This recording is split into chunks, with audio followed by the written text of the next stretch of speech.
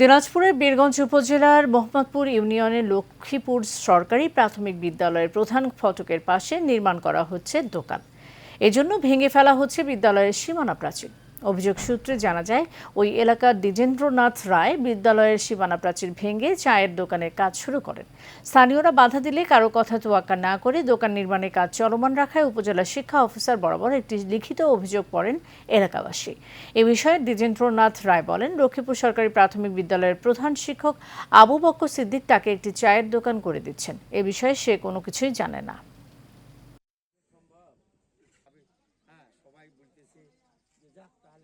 স্কুলের পাশে ভেঙে দোকান হচ্ছে।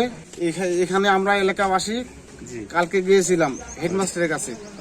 যাওয়ার পরে উনি বলতেছে, স্যার বলতেছে যে যাক, এটা গরিব মানুষ করে মিলে খাক। স্যার, এটা আপনার নিয়মের ভিতর আছে না নাই?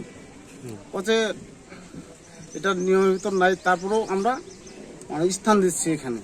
প্রতিষ্ঠানের জায়গা যেহেতু প্রাচীর করে দিচ্ছে, প্রাচীর ভাঙে এখন ওনারা দোকান করে দিচ্ছে, দোকান রুম। এখন এই ওনারা কার পারমিশনে করতেছে সেটা তো আমরা জানি না। এইটা হলো সরকারের প্রতিষ্ঠান, কারো বাপের নয়, কারো হাত দেওয়ারও ক্ষমতা না, বুঝলি নাই? এখন কুমুটি বা প্রাইমারি হেডমাস্টার সাহায্য সহযোগিতা একটা গরিব লোক করে মিলে খাবে, যে বাবা দেন দিচ্ছে। স্যার দোকান করতে চাইছে, আমাকে দোকান করে দিয়ে আমি দোকান করবো, না দিলে নাই করবো। কোন স্যার? এই যে হেড স্যার, গামা মাস্টার।